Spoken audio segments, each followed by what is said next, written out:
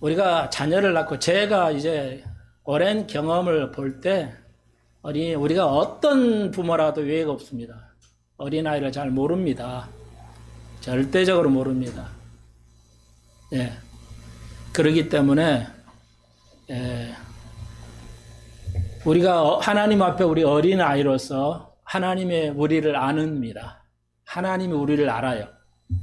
우리가 하나님을 아는 것이 있고 하나님이 우리를 아는 것이 있는데 이 두 가지 중에 아침부터 질문하면 또 머리 아프시죠? 네, 질문 꼭 하고 싶은데 여러분이 힘들어하실 수도 있기 때문에 다시 한번 하나님을 우리가 아는 것이 우리가 하나님을 아는 것보다 중요합니다. 자, 머리를 엄청 굴리셔야 돼요. 제발 여러분 교회 와서 그냥 은혜 된다 감사하고 가는 것이 아니에요. 오늘 한국이 그런 믿음 생활하면 안 됩니다. 교회 와서 머리가 지끈지끈해야 돼요. 교회 와서 그 숙제 않고 가야 되고 교회 안에서 여러분 기도하잖아요. 참 대표 기도들 다들 잘하시는데 우리 교인들 보면 심령 골수를 쪼개져야 돼요. 심령 골수를 빼면 얼마나 아프신지 아잖아요.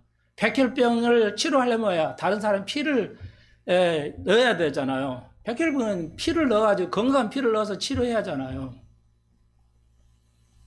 그러면 허리에 허리에 뼈에서 빼내는 거죠. 피는 어디서 나와요? 피는 뼈에서 만들잖아요. 피를 어디가 만듭니까? 뼈에서 만들잖아요. 피를. 그러니까 뼈에다가 찔러가지고 빼내야 돼요. 그렇기 때문에 백혈병을 치료한다는 것은 어마어마한 고통일 거예요. 우리가 안 해봐도 알잖아요. 예. 그런 고통이 있어요. 그걸 기도하잖아요. 심령 골수를 쪼갠다는 거. 얼마나 아픔이 있겠어요. 근데 대부분 그냥 기도할 때 우리의 오늘 설교 말씀을 통해서 심령 골수를 쪼개달라고 하는데 아니 피 빼는 것도 어려운 상상할 수 없는데 심령 골수가 쪼개진다면 이거 어떻게 되는 거야? 말 그대로 우리의 심성과 골을 뺀단 말이에요. 뼈에서 진짜 빼는 거예요. 아니 아무리 설교해도 제 느낌이에요. 많은 목사가 그렇게 표현을 해요. 아무리 100년 동안 한국교회를 향해서 목사들이 설교해도 우리 어린이와 같은 제자들은 이해하지 못해요. 아무리 설명해도 그 말이 무슨 말인지 이해 못하고 우리가 항상 사용합니다. 심령 골수를 쪼개주옵소서. 실제 쪼개보는 뭐야? 교인들이 하나도 안 남을 거예요. 성도들에게. 그러지 않을까 싶어요. 이런 아이러니가 없어요. 그렇지 않아요? 여러분 잘 생각해 보세요. 진짜 믿음 생활 잘하면 머리가 아픕니다. 우리 아이들이 학교 가서 공부해 보세요. 머리가 치근치근합니다. 진짜 제대로 들은 거예요. 제대로. 초등학생 아이들도 머리가 아프다고 그래요. 학교 안 가려고 그래요. 오늘 그런 메시지 찾아보기 어렵잖아요. 소목사 설교 어렵다는데.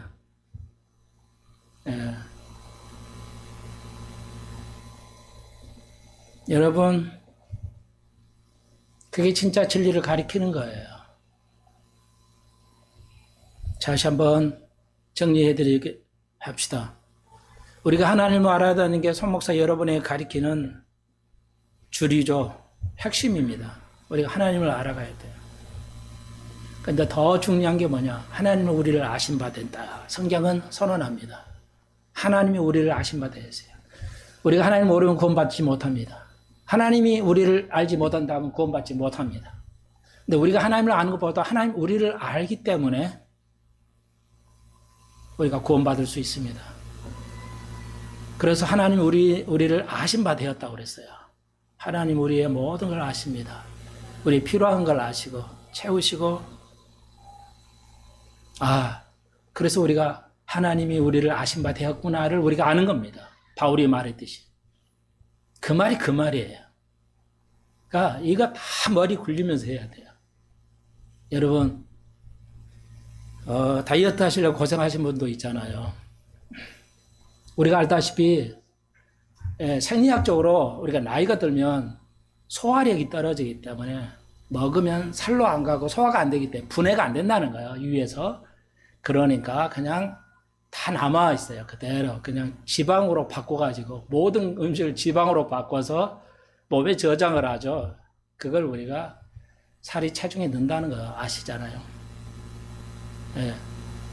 그런데 여러분이 아실 거예요. 다 아는 얘기인데 우리의 몸 하루에 먹는 양의 칼로리를 소비를 운동을 하잖아요. 그래서 열심히 운동하시잖아요. 그러니까 운동을 하는데 운동에다 잘 안 빠져요. 그것은 대사가 신진대사가 활발하지 않게 소화가 안 되기 때문에 그냥 저장을 해버리죠. 소화해서 분해를 해버리면 분해하면 거의 0에 가까울 정도로 체중이 늘질 않는데 말이죠. 여러분이 아시는 게 뭐냐면 그래서 운동을 해요. 대부분이 먹을 양을 줄이거나 제가 이것마저도 좀 알려드리고 싶은데 우리 몸에서 칼로리를 제일 소비하는 게 뇌라는 거 아시죠? 예. 운동하는 것보다 뇌가 우리의 여름이 먹는 10,000칼로리를 먹는다 하면 뭐 많이 안 되겠지만 계산하기 쉽게 1,000칼로리로 합시다. 하루에 1,000칼로리를 먹는다 하면 그 칼로리의 30%, 300칼로리는 주로 30%는 뇌가 사용합니다. 그러니까 인체 몸에서 제일 많이 에너지를 쓰는 것이 뇌라는 거 아시잖아요. 근데 이걸 알아봤자 아무 소용이 없어요. 왜? 적용을 못 하니까. 그러니까 죽어라고 힘든 일을 아침 일찍 일어나서 걷고 달리고 뭐 수영하고 뭐하고 막 등산하고 해요. 살이 안 빠지잖아요. 왜냐? 뇌가 쓰는 것보다 아무리 힘들어도 몸으로 하는 것이 칼로리가 높지가 않아요. 소비하는 게. 뇌를 쓰는 게 칼로리를 줄일 수 있는 가장 좋은 방법이에요. 그래서 여러분 뇌를 쓰십시오. 뇌를 사용하시라고요. 그러면 다이어트가 됩니다. 송 목사 밖에 나가서 운동하는 또 시간이 아까워서 안 나가요. 여러분 알다시피 그냥 집에서 조금 하고 말아요. 그래도 체중 안 늡니다. 왜냐하면 머리를 쓰기 때문에 그래요. 엄청 머리 씁니다. 시간만 있으면 앉아서 머리 굴리는 거죠. 성경이 왜 이러지? 왜 이러지? 또 내가 필요한 뭐 영어든 뭐 국어든 수학이든 뭐 철학이든 뭐 다 머리 쓰는 거잖아요. 계산을 앞뒤로 해야 되니까. 왜 이렇게 계산이 되지? 왜 이렇게 계산이 되지? 이런 뇌를 쓰기 때문에 머리가 치근치근하죠. 뇌를 쓰기 때문에요. 에너지를 엄청 씁니다. 그러니까 운동 안 해도요. 다 에너지로 뇌가 소비하기 때문에 체중이 안 늡니다. 저는 한 끼만 안 먹으면 안 돼요. 힘이 없어서. 밥심이야. 그래, 끼를 평생 동안 한 끼에도 굶어본 적이 없어요. 그래서 체중 안 늘어요. 운동 안 해도요. 여러분, 몇 시간 걷고 달리고 뭐 해도 안 늡니다. 왜? 뇌를 쓰기 때문에 그래요. 뇌에서 그러니까 그냥 읽고 테레비보고 읽고 있는 것은 뇌 안 쓰는 거예요. 뇌가 딱 정지해 있어요. 뇌는 30%를 전혀 안 씁니다. 그러니까 운동으로 30% 해봤자 60, 나머지 70%는 그대로 남기 때문에 체중으로 가는 겁니다. 참고하시고요. 그래서 여러분 다이어트도 좋고 하나님의 말씀을 배우려면 진정한 하나님의 말씀을 배우려면 성경을 읽으십시오. 성경을 공부해야 돼요. 하나님을 알아가야 됩니다. 그러다 보니까 하나님이 나를 하는 게 훨씬 낫구나. 그걸 우리가 다른 말로 은혜라고 그래요. 이렇게 다양하게 적용하지 못하면 안 돼요. 한국 교인들이 교회에 앉아서 그냥 편안하게 어떤 에너지도 안 쓰고 쓰기 때문에 믿음이 자라지를 않아요. 삶에 어떻게 적용한지를 몰라요. 그래서 사회가 엉망이 돼가고 있죠. 엉망이 됩니다. 학교에서는 학폭이 아주 어마어마하죠. 아무도 모를 때 학폭했다고 그냥 운동선수로 잘리고 누구 잘리고 그러잖아요. 우리 때는 별거 아니었는데 그걸 보고 우리가 느낄 수 있어요. 마지막 때 예수님께서 마지막 때는 뭐라고 그랬어요? 노아의 시대가 된다고 그랬어요. 노아 시대는 뭐예요? 특징이 딱 한 가지예요. 강포였어요. 노아 시대에 그렇게 풍요롭고 스트레스가 없는 그 시대에 왜 강포했을까요? 노아 시대의 특징이 뭐냐면 강포였어요. 폭력적이었다는 거예요. 지금 시대 아이들이 초등학생 아이들을 죽이고 때리고 칼질해요. 제가 달링턴에 있을 때 왜 이 학교에 미국 학교 왔냐? 한국 학교에 이민 갔다가 왔어요. 한국 학교에 보내는데 한국 학교에서 초등학생이 칼로 찔리는 거야. 초등학생이 칼로 찔려가지고 그 목사님인데 얼마나 아이도 충격받는 학교는 못 가입니다. 우리 때는 막 싸움질하고 코피 터지게 일했는데 지금은 안 해요. 칼로 찔러요. 그러니까 기존의 한국 학교를 적응을 못합니다. 아이가 가지를 못해요. 우리는 그런 마지막 시대에 살고 있습니다. 세상 사람은 학폭이란 생각만 하고 있지 어떠한 학폭에 대한 대안을 내놓지 못하고 있잖아요. 그게 마지막 시대는 그래요. 모두가 다 바보를 만들어요. 하나님께서. 그래서 오늘 뭐라고 했어요? 알지 못한다고 그랬어요. 깨닫지 못한다는 거예요.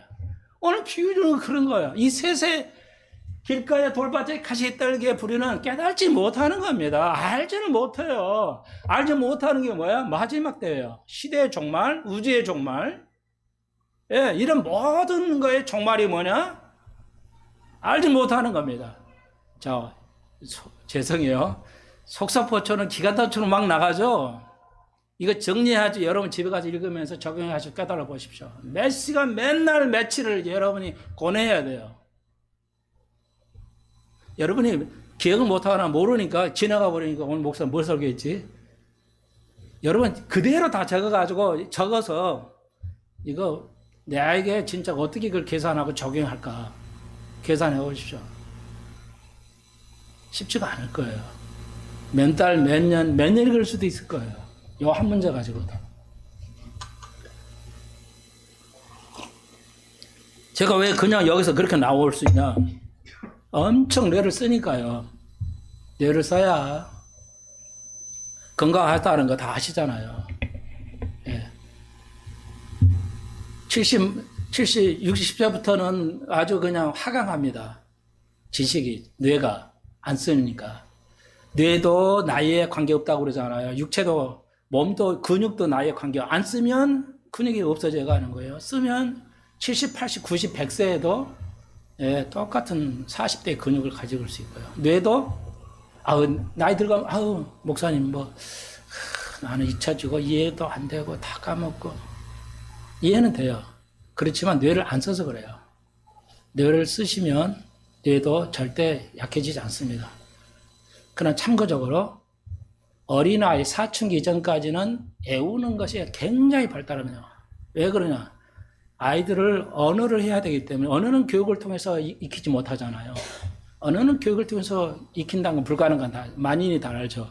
그러니까 3살, 4살 때 언어를 익히는데 그때는 기억력, 암기력이 폭발적으로 수백 배로 늘어납니다. 그래서 듣기만 시작하면 다 애워 있어요. 예, 태어날 때 그 나라의 모국어를 가지고 태어나지 않는 거 아시잖아요. 한국 아이도 미국 가면 미국 언어지 한국 언어 하나도 모릅니다. 그러니까 유전자에 한국 언어를 가지고 태어나지 않습니다. 예, 유전자에 아무것도 없어요.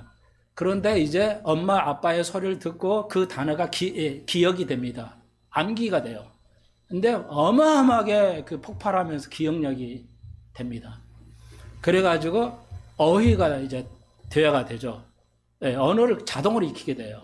자동 언어가 습득 장치가 있다고. 청소년이 지나면 이게 사라집니다. 그러면 중고등학생 아이들이 단어를 외우는데 안 외워져요. 왜? 사춘기가 지나가 있기 때문에 안 외워집니다. 그러면 그 다음 사춘기 이후부터는 뭐가 발달하냐? 암기력이 전환을 해요. 변화를 합니다. 그러니까 숫자 같은 걸 외우는 암기력에서 사춘기 지나가면 숫자를 외우는 게 아니고 경험을 통해서 얻는 거. 경험을 통해서는 암기력이 발달합니다. 그러니까 이제 우리가 나이가 들면 뭐예요? 누가 어쨌다 저놈이 나를 이런 악한 말을 해서 그럼 죽어도 안 잃어버리죠. 숫자는 더하기 2 더하기 3 이것은 구구단에 잃어버리는데 그 어떤 경험을 통해서 제가 나에게 악한 말을 해서 이건 죽을까지도 안 잃어버려요. 예, 경험을 통해서 얻는 기억력은 그러니까 이 숫자의 기억력에서 경험을 통하는 그 기억력으로 바뀌는 겁니다. 암기력이 그 형태가 바뀌는 거지 암기력 자체가 없어지지 않습니다. 그래서 참고적으로 60대에는 오랜 경험을 통해서 경험을 했기 때문에 이해력이 굉장히 빨라요. 그렇잖아요. 여러분 60 넘어가면 이해력이 굉장히 40대 50대는요 부부싸움 맨날 하잖아요. 왜요? 이해를 못하거든요. 상대방을. 이랬잖아요. 그러면 당신이 이래서 이랬지. 맨날 싸울 수 있는 게 뭐예요? 상대방이 이해가 안 돼. 왜? 경험을 삶을 많이 안 살아봤기 때문에 그 결혼이란 삶을 오랫동안 살아보지 않았기 때문에 이해를 못합니다. 상대방 이해가 안 돼요. 어린 아이에게 미적분 가르쳐봐요. 절대 이해 못합니다. 초등학교 3학년 때 쉽게 말해서 1차 방정식이라 합시다. 미적분 너무 과하고 초등학생한테 초등학교 4학년 5학년한테 1차 방정식이 왜 이게 좀 말로만 좀 그러네. 네. 1차 방정식 이거예요. 이 직선이 1차 방정식이라고 그래요. 그러니까 이걸 이렇게 1차 방정식 이것도 되는 거야. 아무리 10달을 가르쳐도 왜 이거잖아요. 왜 이건지, 왜 이 형식이 이렇게 그려지는지 이해 못해요. 절대. 왜? 암기는 이렇게 이거 외워. 그러면 이거는 외워요. 이 1차식 방정식은 외우는데 이 모양이 왜 이렇게 되는지 이해 못해요. 왜? 경험이 없기 때문에 이 아이는 외우는 건데요. 영어 단어는 무조건 외울 수 있어요. 그런데 이게 이해는 안 돼요. 그러니까 이해력을 요구하는 이런 수학 같은 것은 이거 여러분도 잊어버렸겠지만요. 왜 이렇게 그려지는지를 요거 하면 딱 얘들이 그렇게 중학교 2학년 되면 이렇게 그릴 줄 알아요. 다 그릴 줄 압니다. 근데 왜 이렇게 되지 몰라요. 왜 이렇게 그리느냐를 그리면 몰라요. 교사가 안 가르치니까. 그러니죠. 오늘 이거예요. 이것도 다 이런 거예요. 원리가. 제가 수학을 가르치는 게 아니에요. 제발 오해를 하지 마시라고요.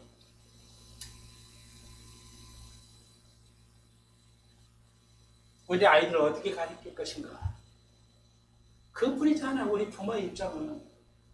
목사의 입장은 양떼들을 어떻게 정확하게 가르칠 것인가. 하나님을 알아가지 않으면 안 되니까요.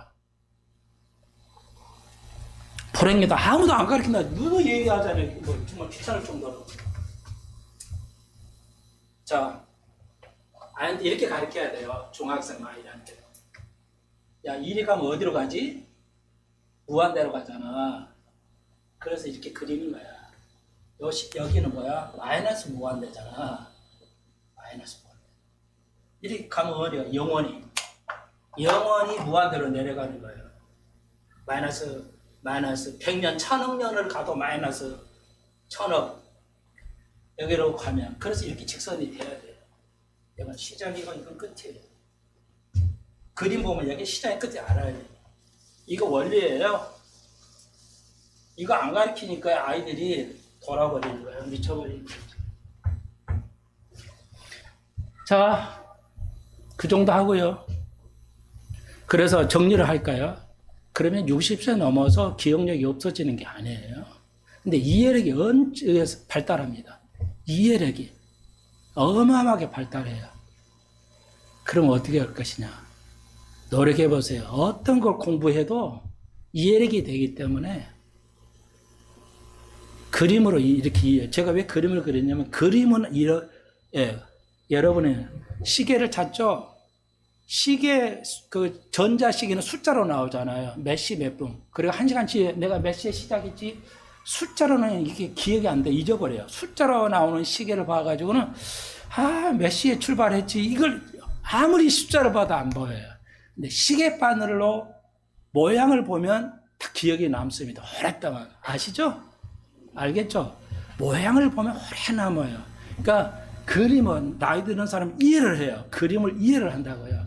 그러니까 모든 걸 그림을 그려가지고 하시면 기억이 남습니다. 그래서 제가 이렇게 기억을 그림으로 이렇게 글씨도 써드리고 그림을 그려드리는 거예요. 그래서 쉽게 말해서 60대가 미적분을 1, 2년 죽어라고 하면 그냥 다 이해합니다. 어린아이들, 중학생, 고등학생은 아무리 설명해도 이해 안 됩니다.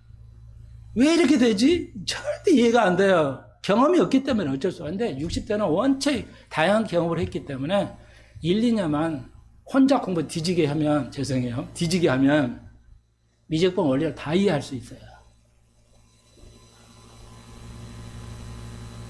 그렇다고 한다면 하나님의 말씀을 이해하는 거 완벽하게 이해할 수 있습니다. 근데 왜 이해 안 되죠? 그게 귓가에 뿌린 씨라는 의미예요. 이해해야 돼요. 성경 이해하라고 그랬잖아요, 예수님. 자, 여러분이 진실한 하나님의 제자라면 어린아이의 특성이 뭐예요? 예수님 그러셨죠. 너희들이 어린이와 같이 하면 결단코 절대 하늘나라에 못 간다고 그랬어요. 어마어마한 충격을 선언해버리죠. 예수 믿고 구원받으면 간다며. 근데 또 뭐야? 이건 또 뭐야? 그래. 예수만 믿고 간다. 이것만 가지고 되면 되지만 이것만 가지고 되지 않습니다. 문제는. 그 어린이는 뭐죠? 특성이? 호기심. 예. 다 똑같지만 단이 미쳐버립니다. 제가 데려오잖아요. 데리고 오잖아요. 벨룸을 다 쑤셔봐. 벨룸을 다 만져봐. 지나가면서도 자동차 문을 열고 들어가잖아요. 들어가는 순간에 뭐 잠기는 거 이런 거 있잖아요. 어느새 보고 톡 건드리고 들어가요. 야, 그게 어린아이가 아직 세상을 모르기 때문에, 지능이 낮기 때문에 이걸 건드리면 안 된다는 걸 몰라요. 그렇지만 호기심이 본능이 있기 때문에 손을 대는 거죠. 여러분, 우리는 어린이와 같습니다. 어린이와 같아야 돼요.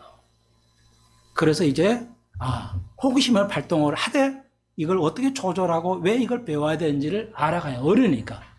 어린아이로서, 그러니까 어른으로서 어린아이처럼 살아가야 됩니다. 이것은 배우고 깨달아야 된다. 내가 어르니까 뭐 공부 안 해도 되겠어. 이러면 구원 못 받는다는 거예요, 예수님께서. 끊임없이 호기심을 발동해서 어린아이처럼 성경 말씀을 배워가야 된다는 겁니다. 모든 교회 목사 설교가 뭐야? 예수 믿고 구원 받을 때 이것만 해요. 어린이와 얘기를 안 해. 성경 전체 그 문맥이 연결되어 있는 거, 이걸 전혀 몰라요. 성경은 완전 거물처럼 연결되어 있어요. 정확하게 다 연결을 시켜야 돼요. 이해를 해야 됩니다. 다른 말로 말해서 적용을 할 수 있어야 돼요. 씨 뿌리는 비유의 적용이 뭐냐? 그럼 어떻게 해야 되는 거, 씨 뿌리는 걸 이해해야 되느냐? 이거 모르는 사람 하나도 없어요. 적용하는 아무도 못하죠. 할 생각도 없죠. 자, 여러분은 진실한 호기심 있는 어린이와 같다면 이상한 걸 느꼈어요. 오늘 질문을 해야 될 것 같아요. 오늘 다 하는 거고 두 번째니까요. 이 씨 뿌리는 비유를 통해서 이상하다는 걸 느끼지 않으셨나요? 누가 한번 얘기해 주세요. 이상하다는 거. 여기가 잘 봐보세요. 뭘 이상한 게 없어요? 에? 있을 것 같은데? 누구 한번 얘기해 주세요. 예.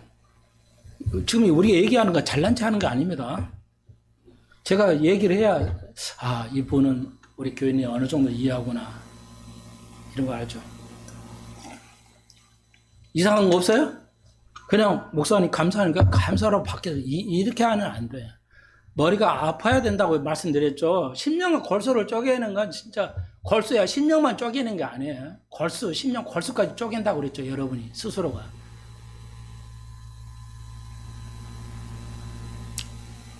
이상한 거 없어요?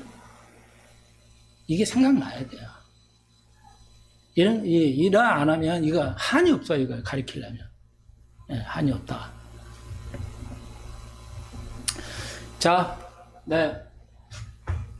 칭찬을 먼저 해드려야 되겠죠. 우리 교인들 거의 지금까지 이찬수 목사도 참, 워낙 유명하잖아요. 목동에 분당인가, 이찬수 목사님.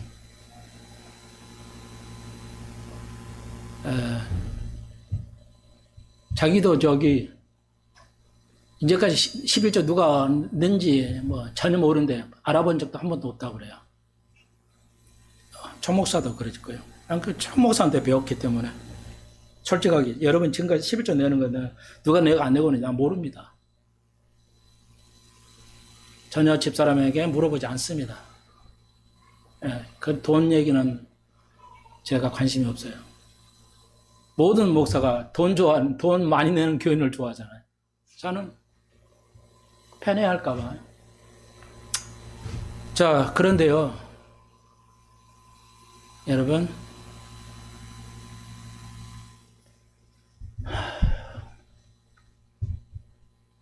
다시 한번 시간을 좀 더 드렸는데, 이번에 이찬수 목사님이 설교를 하시더라고요. 봤어요. 난 안 들었는데, 거의 안 듣는데, 이 유튜브에 자꾸 나와서 제목만 글씨가 나오잖아요.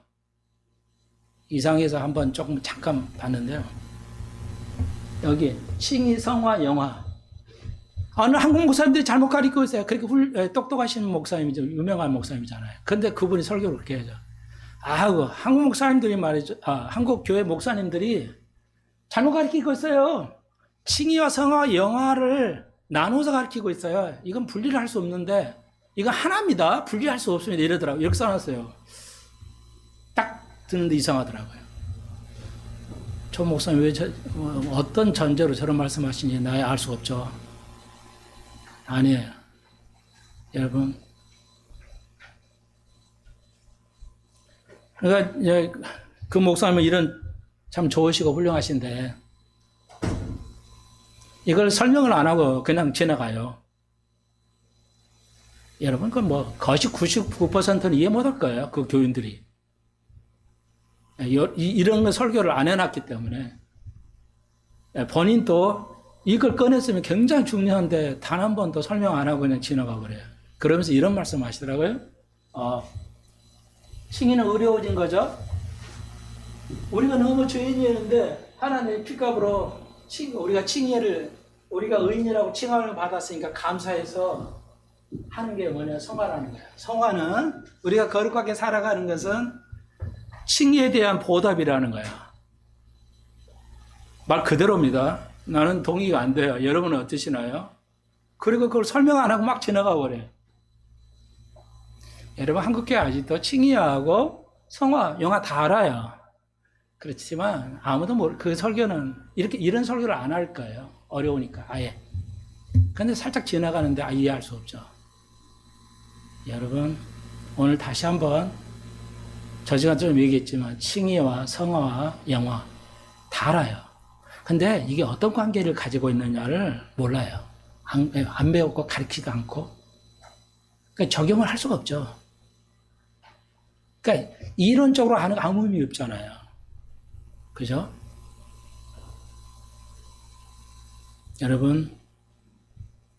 여러분들 아이들을 가르치는 거 지금 제가 여러분을 가르치듯이 완벽하게 가르쳐야 돼요. 대충 아는 거로는 안 됩니다. 여러분이 그래서 칭찬을 드린다고 그러는데 여러분 우리 교회 제가 느낌으로는 참 우리 교인들 잘해요. 11조. 내 느낌상. 그 다음에 아이들을 교육을 잘 시켜요. 보면. 순간순간 아이들을 교육을 잘 시켜요. 너무나 더 감사한데 격려를 드리고 싶은데 여러분 도움을 드리기 위해서 자 이걸 가지고 오늘 교육 이런 거 다 아이들 생각해 봅시다. 시간 좀 갔는데 그 이상한 게 뭐냐면 이거예요. 어렵지 않아요. 모르면 한없이 없고 쉬우면 한없이 쉬운 건데 이 네 가지 비유를 통해서 네 가지 범주의 비유가 있는데 세 가지 비유는 이상하다는 거예요. 왜? 이렇게 여러분이 이해하게 물어봐야 돼요. 목사님, 길가에 뿌린 거 안 좋다며요. 그래. 예. 왜 길가에 뿌렸냐? 이렇게 대답할 수 있어야 돼요. 아니, 옥토에 뿌려야지. 왜 씨를 갖다가 농부는 선생이죠. 목사를 듣고 여러분일 수도 있어요. 여러분이 제자면서도 또 여러분이 제 스승이기도 하고. 그러니까 다 봐요. 아니, 이거 이상하네. 옥토에 뿌려야지 왜 길가에 뿌려놓고 그 씨에 뭐 열매가 안 끼친다고 해. 그건 말이 안 되잖아요. 그잖아요? 그리고 돌밭에, 여러분 돌밭에 뿌리면 그 씨가 나겠어요? 아니, 왜 거기다 뿌리고 그 뭐 안 난다고 그 비유를 들지? 가시나무에다 밑에다 뿌리면 가시에 걸려서 안 날까 뻔한 거지. 아니, 그런데 왜 그거 이렇게 뿌려놓고 안 좋다고 얘기하냐고. 농부가 씨를 뿌릴 때 애초에 좋은 데다 옥토에다 뿌리면 될걸. 이런 생각이 안 드시나요? 그렇잖아요. 농부가 그래서 씨를 뿌려가지고 뿌리는데 돌짝에 뿌려, 길가에 뿌리고 돌 바위에다 뿌려 씨를. 그런 사람이 없잖아. 근데 이거는 씨를 뿌렸다는 거야. 돌에다가 씨를 뿌렸다는 거야. 그러면 농부가 잘못이지. 씨를 뿌리면 우리 마음밭이 잘못이 아니잖아. 이렇게 생각해 볼 수 있지 않냐. 그래서 알겠어요. 우리가 옥토면 좋은데 나머지 이런 나쁜 범위가 있다는 거 알게요. 그럼 씨 뿌리는 선생이 옥토에 뿌려야지 왜 씨를 돌짝바에 뿌려가지고 안 되는 건 당연한데 이상하지 않냐, 비유가 적절하지 않냐 이렇게 생각을 할 수 있어야 돼요. 이게 딱 눈에 보여야 돼요. 이게 안 보이는데 뭐 씨를 뭐 연구를 해. 이런 게 보여야지. 저는 이런 학생은 이제 이게 엄청난 거죠. 믿음이 엄청납니다. 예. 자, 그러면요. 제가 이제 답변은 간단해요. 그 농경, 이게 배경 지식이 이래서 필요한 건데요. 아까도 말했잖아요. 그러니까 이 숫자인데요. 그림으로 그리면 직선으로 그리는 거예요. 여러분 다시 한번 1차 방정식 하면 직선이잖아요. 예. 글씨를 말이죠. 그림으로 이해해야 돼요. 이게 수학이잖아요. 그림하고 수를 양쪽으로 왔다 갔다 할 수 있어야 돼요. 똑같아요. 이거 알려면 엄청난 많은 그 배경을 알아야 돼요. 하나님의 말씀은 씨 뿌리는 비유를 배우기 위해서 딱 한 가지는 알아야 돼요. 농부의 그 배경을 모르면 이거 이해할 수 없습니다. 씨 뿌리는 비유, 왜 이따위로 써가지고 이렇게 해놨지? 이렇게 이해가 안 되는 거예요. 이해하시겠어요? 배경이 굉장히 필요합니다. 농물 우리가 다 아는데도, 여러분. 그래서 이 배경 설명이 필요한데 한 가지 간단해요.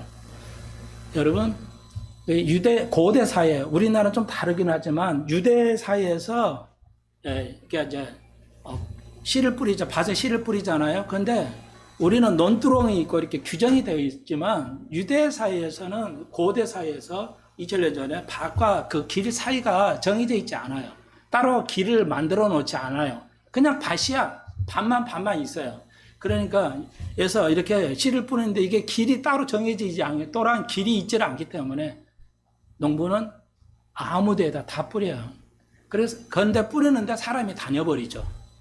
사람이 다니면 그 길이 돼요. 그러니까 이제 씨앗이 밟아 비피게 된다. 그 뜻이에요, 이게.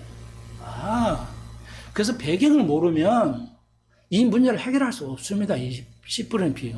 모든 사건의 배경을 모르면 모든 문제도 풀 수가 없어요. 모든 사건은 배경이 있어요. 그 배경을 공부하셔야 돼요. 그걸 목사가 이제 설명하잖아요. 그러면은 돌 빠져요. 그러니까 돌밭이 따로 있는 게 아니고, 밭이 있어요. 근데 뿌려요. 근데 밭 밑에 돌이 있다는 거예요. 지금은 우리나라는 땅이 좋아가지고 그냥 옥토지다. 김해, 평화 이런 데는 돌이 없어요. 그렇지만 유대사회에서는 돌밭짝이야. 그 밑에가 돌이 있어 다.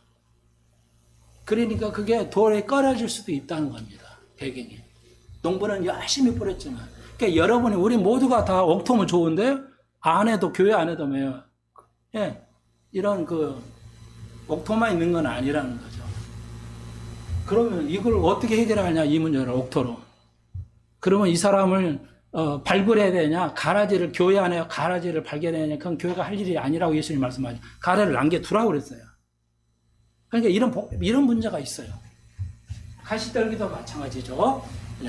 가시떨기라는 것은, 그러니까 씨앗을 주고 거름을 주잖아요. 그러면 뭐야? 밭에서 그것만 자라지 않아요. 여러 가지, 가시가 떨기가 생기는 막 자라나요. 엄청 자라납니다. 그럼 그걸 잘라줘야 돼요. 우리는 토양이 똑같으니까 저 산에만 가시 남아있지만 유대 사회는 그렇지 않아요. 오케이. 그래서 이 5가지는 드러나지 않습니다. 그래서 농부 잘못이 아니에요. 그래서 배우는 학생의 입장이 어떠냐. 그래서 간단히 정리합니다. 자, 그래서 길가에 뿌린 씨앗이라는 것은 이겁니다. 노력하지 않은 학생, 노력하지 않은 교회는 안 된다는 거죠. 예, 그게 길가에 뿌린 씨예요. 마귀가 그래서 새가 집어갔다는 건 마귀가 이해를 못하게 방해를 해요. 그러니까 거듭나지 않으니까. 자, 그래서 복잡한데 이렇게 표시를 해놔서 이거 아시죠? 어떤 표시인지? 그러니까 길가에 뿌린 씨는 마귀 와서 새가 와서 먹어버려요. 이해하지 못하게. 교회 안 다녀요. 절대 믿으라 해도 절대 안 믿습니다. 아무리 믿으라 해도 절대 안 믿어요. 그렇죠? 여러분 뭐 신랑이라든지 뭐 이렇게 부모님 아무리 설명해도 안 믿어요. 왜 그래요? 야, 공부를 안 하니까 그래요. 성경을 안 읽어보니까 그래요. 성경을 안 읽어보니. 안 읽으니까 받아들일 수가 없어요. 이해가 안 되니까 안 돼. 그러니까 게으름이죠. 그러니까 길가에 뿌린 씨앗은 게으르면 아무것도 할 수 없습니다. 아무것도. 게으름은 죄입니다, 여러분. 도적질이 왜 죄가 되냐면 게으르죠. 일을 안 하고 남의 거 하는 거. 그러니까 게으름의 죄예요. 도적질하는 거. 왜 도적질이 죄가 되냐? 그건 게으름의 종이에요, 다른 말로. 자기 노력 안 하고 남의 것을 빼앗아 먹으려고 하는 거예요. 예. 국가 거 뺏어 먹고, 정치인들이 얼마나, 지금 어마어마하죠? 돈봉투 사건들 뭐, 상상을 초월하죠? 자기가 고생해서 벌었으면 그 돈을 그렇게 돈봉투 돌리겠어요? 남의 거니까, 국가 거. 아주, 목사의 입장에서는 뭐 상상도 할 수 없어요. 그러니까 어렵지 못하는 거예요. 그러니까 이건 칭의하고 관계가 있습니다. 어렵다. 칭의는 어렵다 하는 거예요. 어렵다 하는 거. 칭의에 대해서 다 설명했죠. 또 잊어버리고 또 하죠. 자꾸 반복하시면 무조건 반복하세요. 무조건 읽어서 무조건 반복하면 어느 순간은 다 이해하게, 어느 순간 갑자기 다 이해하게 됩니다. 모든 학문은 예를 들어 아이들을 가르친다고 해서 뭐 이해 못한다고 뭐 방방 화내고 이러지 마십시오. 여러분이 아무리 얘를 가르쳐도 이해 안 됩니다. 어린 아이들은 이해가 안 돼요. 경험이 없기 때문에. 근데 오랜 시간이 가면 공부가 축적이 되면 자동으로 알게 돼 있어요. 자동으로 알게 돼 있어요. 자, 뭐 이거 비슷한 건데요. 예. 이게 여기 점점 더 좋아지는 겁니다. 이 상태가. 이게 제일 나쁜 거야. 칭의도 안 돼 있고, 어렵다도 안 되는 교회 안에 가라지도 있죠. 그렇지만 이게 점점 좋아지는 거야. 여기는 제일 좋아요. 근데 돌밭은 어느 정도는 잘하죠. 근데 이제 뿌리가 없다는 거야. 뿌리가 없다. 말 그래도 뿌리를 내릴 수 없잖아요, 돌에는. 그러니까 이 뿌리는 뭐냐? 주로 대부분의 사랑이라고 합니다. 사랑이 없으면 사랑은 최고가 뭐야? 오래 참는 거죠. 오래 참는 은사가 없으면요, 공부 다 하다가 말아요. 교회 다니다가 집어던지고 안 오죠. 이런 거 다 돌밭짝 가시더라고요. 돌밭에 돼. 교회 다니다 안 나와. 교회 빠이빠이 하고, 이런, 교회 다니다 안 나온 사람 유행이 뭐야? 돌밭에 뿌리는 거야. 교회를, 여기는 칭의를 받아요. 예수 교회 다녀야 되겠어, 뭐. 다녀. 하다가, 사랑이 없어, 그냥. 오래 참지도 않고 견디지만, 교회 믿는다고 복도 없네. 뭐 힘든 거 하고, 담배 피시고 술도 먹지 말라고. 귀찮아. 그리고 세상으로 가버리죠. 교회 안 나오죠. 그게 돌밭에 뿌리는 씨앗이에요. 처음에는 어렵다 하고, 교회 열심히 다녔는데, 살다 보니까, 뭐 귀찮게 걸리는 게 많아. 그래서 이건 성화에 관계되어 있어요. 성화하고 관련되어 있다. 이렇게 해놨죠? 가시떨기는 뭐냐면요. 상당히 열매까지 왔는데 올라가다가 이제 가시가 있어 하잖아요. 그러니까 상당히 공부하는 사람들이야. 그러니까 이 사람들은 주로 어떤 죄송한데 이제 제가 자주 거론하는 그 사람밖에 몰라서 그렇게 죄송한데 그 유명한 철학자 있잖아요. 그 이름이 갑자기 생각 안 나네. 적어놨는데도. 예? 예, 김용옥 철학자 같은 분이요. 크리스찬이라 하자 자기가. 제 어머님은 권사님이고 신약대학 나왔어요. 한신대. 의과 나오고 철학과 나오고 뭐 자연 생물학과 나오고 이 사람 공부는 미친 사람이죠. 뭐 어마어마한 지식을 가지고 있는 사람이죠. 천재잖아요. 지식의 천재. 이스라엘 사람이 가시떨기예요. 그러니까 다 알아. 공부 엄청 해가지고 알아요. 이해를 해. 다 이해해. 근데 가시떨기가 딱 있어요. 자기 그 지식. 예. 이런 것 때문에 딱 걸립니다, 이제. 그래서 이게 진짜 열곡이 안 돼요. 그것이 어떤 게냐면 이런 거예요. 그 사람들, 그 김용옥 교수 강의 보시면요. 기독교에서 가끔 나와요. 다 틀리죠? 다 엉터리야. 내가 볼 때는 틀려요. 딱 한 가지인가 하죠. 문재인 같은 사람 뽑은 게 하여튼 뭐 최대한 뭐 국민들의 잘못이었다나 그거 한 소리는 옳더라고요. 그 나머지는 다 틀렸어. 이제 봐요. 웃자고 하는 소리예요. 근데 봐요. 이렇게 써놨어요. 이번 나왔는데. 죽은 사람이 자기의 그 역사를 기록할 수 있남? 이렇게 써놨어요. 유튜버에 했는데, 기독교를 얘기를 해요. 하는 얘기는 다 틀리는데요. 보시, 그게 가시떨기예요. 아는 체하고, 교만하고, 자기 지식에 빠져가지고. 상당히 알아요. 열매도 맺힐 수 있어요. 근데 열매를 맺혔는데, 아는 지식이 있었다는 얘기야. 열매랑 지식이야. 지식이 있는데, 가시떨기에 딱 걸려. 자기의 어떤 가시에 대해서. 자기의 교만에 걸립니다. 보세요. 근데 제목을 이렇게 다 했어요. 이번에는 뭐냐. 이게 뭘 얘기하냐면, 구약의 성경을, 모세 오경을 얘기하고, 모세 오경을 누가 썼어요? 모세가 썼잖아요. 근데 자기의 사후도 쓸 수 있냐? 이렇게 질문해놨어요. 저자가 자기의 사후에, 그러니까 이가 뭐냐면 이거예요. 모세가 120살에 죽었고, 어디에 장사했고, 이게 나오죠. 어디에 나오죠? 모세 오경이니까. 어디에 나와야 돼요? 이거 어디에 나와야 되죠? 사람은 눈치가 빨라야 돼. 눈치코치 염치가 있어야 된다고 그러잖아요. 다 좋은 말이야. 에? 그렇죠. 제일 뒤에 나와야죠. 창세기에 나오면 말이 돼요. 자기 죽어가지고 그냥 죽은 날 먼저 나오면 말이 되냐고.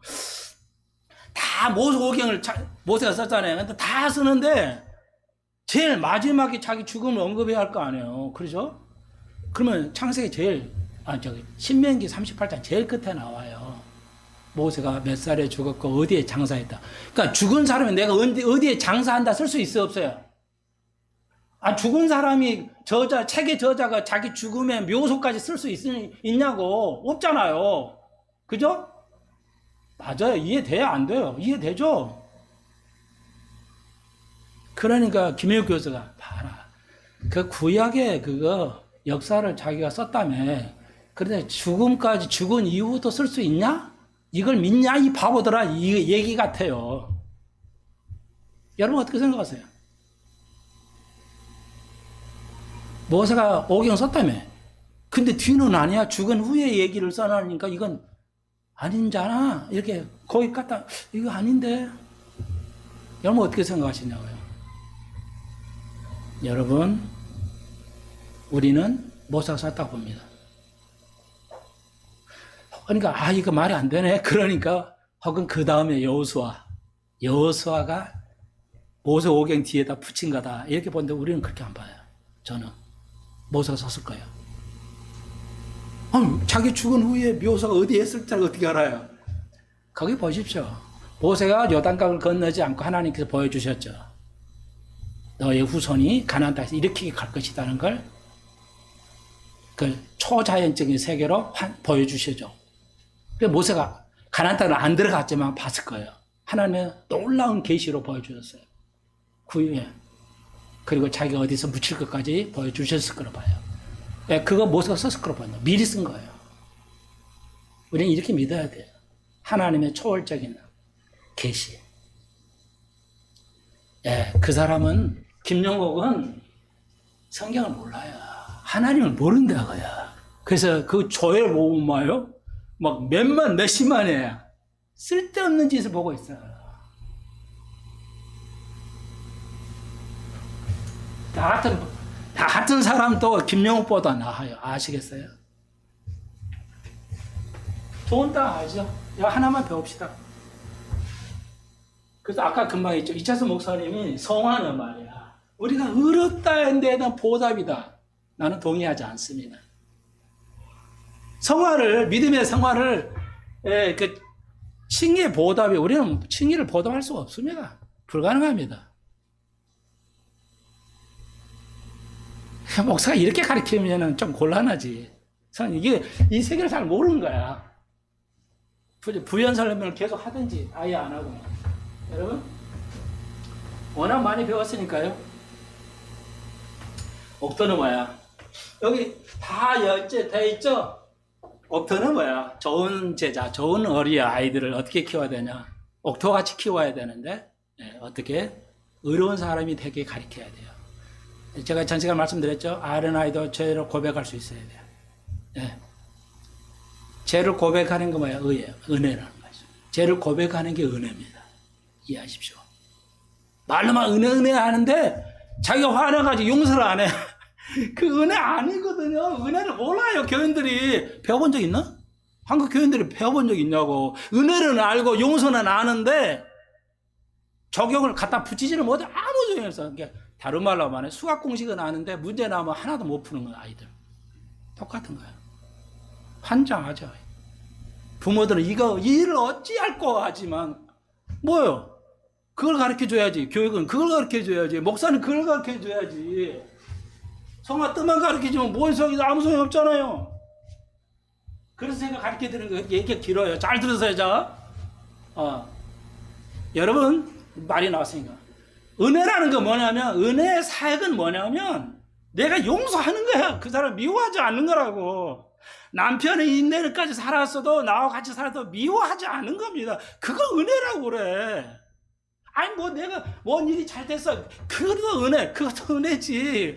근데 그거 말고 진짜는 내 남편이 부족하는데 누가 나에게 상처를 줬어. 서로가 그걸 그 사람이 어떻게 반응하든지 내가 그 사람을 미워하지 않는 거, 용서해 주는 거,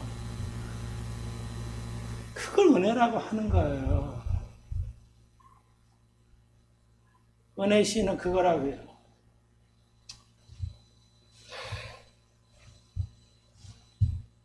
너무 목사님들이 편하게 날림으로 밥 먹어. 내가 볼 때는 너무 날림으로 밥 먹어. 이게 큰 죄인데요.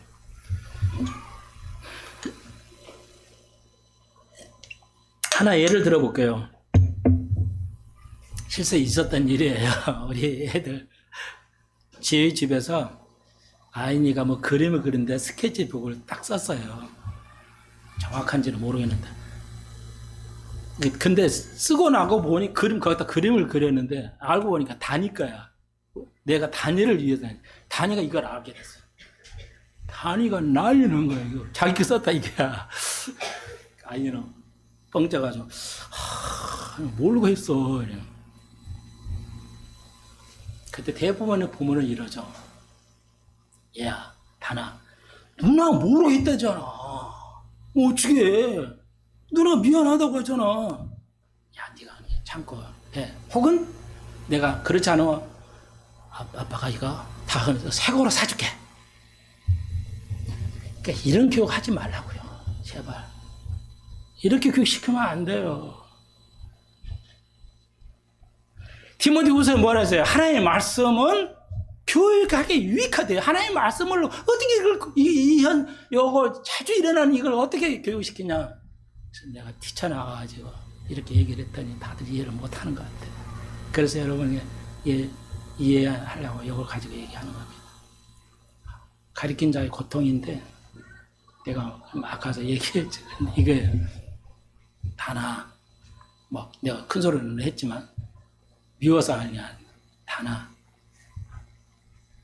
네 것이지만 이미 썼지. 그러면 누나가 모르겠으니까 네가 이해를 하고 그걸 받아들여. 누나가 쓴 걸 배려해야 된다. 나는 그렇게 봐요. 배려를 해야지. 그 계속 그러고 있으면 안 된다. 나는 뭐 새가 사준다니까 아무 소용이 그렇게 교육하면 안 된다고 봐요. 저는.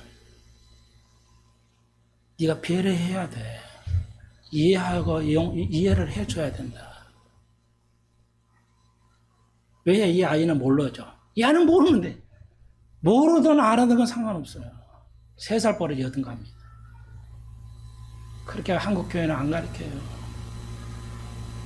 현실을 무마해서 어떻게 하려고 말이에요. 아니고요. 이게 성경적인 가르침인데 이거예요. 왜 이 아이에게 이해가 되든 안 되든 성경적인 원칙을 가르쳐야 할까요? 이거예요. 하나님이 이미 아인을 통해서 이미 쓰게 했던 것을 하나님께서 하게 하셨어요. 허락을 하셨어요. 그러니까 하나님이 하신 것을 우리는 받아들여야 된다는 거예요. 이 아이에게 어렸을 때부터. 끊임없이 가르쳐줘야지 이 아이가 어느 정도 단계 되면 이해하지. 그렇지 않으면 세상 사람은 똑같이 카운슬링 이한영인가 오한영인가 뭐 유명한 여자 그 선생 있죠. 세속적인 방식으로 하는 거 우리는 거부합니다.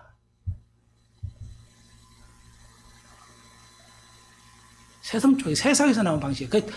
잘하기도 하고 틀리기도 해요. 그 가르침은. 근데 우리는 그게 맞든 틀리든 우리는 그렇게 안 합니다. 제발 목사가 이렇게 가르쳐야 되는데 이미 어린이날이야. 근데 어제 비가 왕창 와버렸잖아요. 금요일날 어제 그전에 나는 기도했어요. 어린아이들이 너무 심한 것 같은데 하나님 이거 비 깨가게 해주옵소서. 비는 왔어요. 아무튼. 근데 우리가 얘기해야 할 건 비를 하나님 내려주셨잖아. 그러니까 우리가 그걸 받아들여야 돼요. 우리는 뭐 무신고 뭐야? 왜 이 땅 날씨 때문에 뭐 내가 속상해 죽겠어 뭐 하나님이 허락하시는 여름 거부하고 있는 겁니다. 이건 너무 날씨도 이런 게 있나요? 하나님. 예. 우리는 너무 많은 걸 배워가야 돼요. 많은 걸 배워가야 됩니다. 근데 다음 시간에 또 해야 되는데요. 시간 갖지만 죄송해요. 두 가지만 더 합시다. 이거 다 이제 여러분 이거예요. 우리 교회들 너무 다 좋은 씨앗을 가지고 있어 가야 돼요. 그래 있고요. 아까 이찬수 목사님 우리는 반대하고요. 자 그러면 이거에 관계가 있겠죠? 예, 관계가 있겠죠? 보십시오. 이 3가지예요. 우리는 왜 하나님은 어떻게 영화롭게 하죠? 하나님 우리를 영화롭게 했어요. 로마서는 말할 때 우리가 하나님 아직 영화는 죽지 않고 영원히 사는 단계가 영화인데 우리가 성화의 길을 가고 있어요. 칭의에서 성화의 길을 우리 모두 가고 있어요. 근데 영화는 아직 안 갔어요. 왜? 우리가 완전한 데가 영화인데. 그런데 묻습니다 제가. 하나님 로마서가 말했듯이 우리가 하나님 우리를 영화롭게 했어요. 우리가 영화롭다 그래요. 그래서 영어로 표현할 때 미국 사람 잘 알죠. I am glorified. 나는 영화로운 상태야. 나는 영화로운 상태야. 이렇게 말해요. 자, 제 질문이 이거예요. 삶의 적용이죠. 우리가 어떻게 하나님 영화롭게 하죠? 우리가 영화로운 상태가 됐는데 어떻게 우리가 하나님 영화롭게 하죠? 이건 흡수의 성경이에요. 찾아야 돼요. 다시 한번 우리가 영화로운 상태라고 아직 안 됐는데 성경은 미리 얘기해 버려요. 우리를 앞으로 영화로운 들어갈 거라고. 그런데 우리의 이 땅에 살면서 우리가 영화롭다고 선언하는데 그런 적용을 해야 할 게 아닙니까 목사님? 우리가 어떻게 해야 하나님 영화롭게 하죠? 어떻게 해야? 문맥이 있잖아요. 여기잖아요. 성화. 하나님을 영화롭게 하는 방법은 뭐예요? 우리가 성화롭게 가는 거예요. 하나님을 영화롭게 하는 방법. 그래서 교육하는 거예요. 어린아이들을. 오늘 비법, 어린아이들의 축복하고 하나만 더 시간 가지면 하나만 더 말씀을 드려야 되겠어요. 오늘 봉독이 있잖아요. 53절로 58절.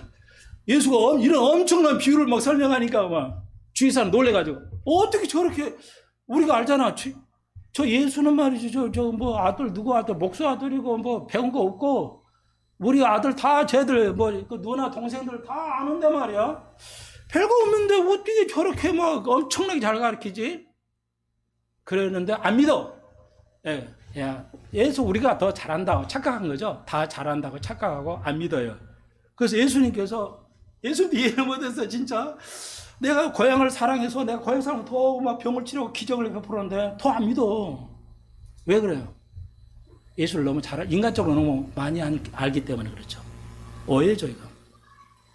이게 다시 말해서 여러분이 남편 잘하고 남편이 아내 잘한다고 생각하잖아요. 여러분이 자녀 잘한다고 생각하고 잘한다고 생각하잖아요. 아니라는 겁니다. 몰라요. 남편을 아는 것 같고 아내를 아는 것 같죠? 천만에요. 아직 모르고 있어요. 그렇게 하시면 돼요. 여기서 올 여러분의 아이들 목사로서 여러분에게 아름다운 선물을 할까요? 또 여러분이 더 알고 있어야 할 게 뭐냐? 결론을 먼저 들면 예수님을 만나는 방법이 딱 한 가지예요. 예수님은 가장 여러분의 가까운 사람을 통해서 예수님 오십니다. 예수님 산에 가서 예수님 만날 생각하지 마세요. 그런 거 하지 말고 여기 그대로 여기에서는 뭐야? 여러분의 가장 가까운 사람 믿을 수 없는데 내 주일 잘하는데 뭐 이렇게 하고 뭐 이렇게 살아가는 거 다 아는데 그러면서 근데 그 사람을 통해서 여러분을 만나게 됩니다. 이해하시겠어요?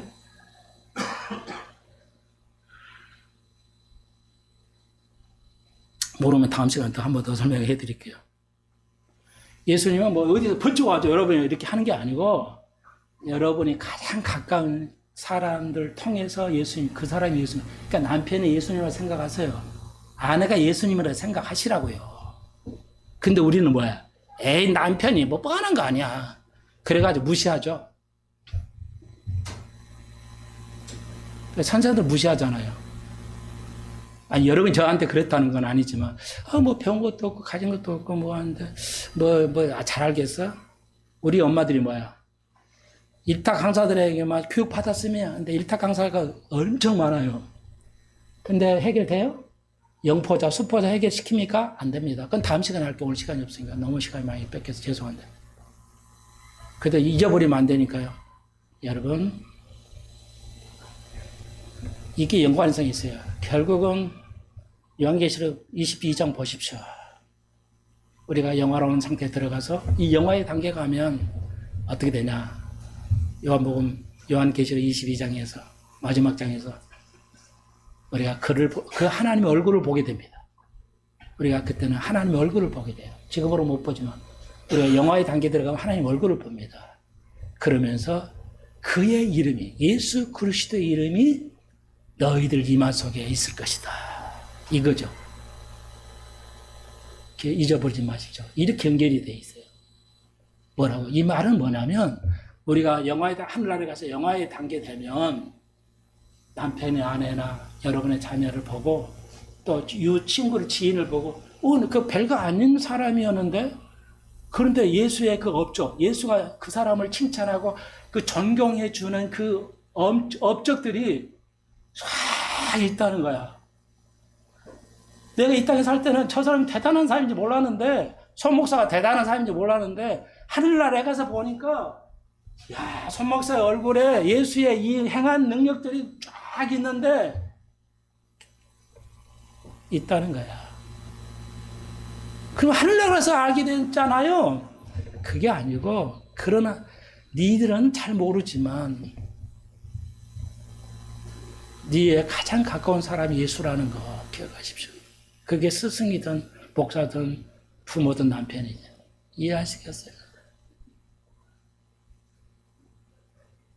기도드립시다. 주님, 씨 뿌리는 비유를 정확하게 알고 적용할 수 있게 해주옵소서. 게으르지 말고 열심을 다해서 하나님을 알아갈 수 있게 해주옵소서. 예수님의 이름으로 기도합니다. 아멘.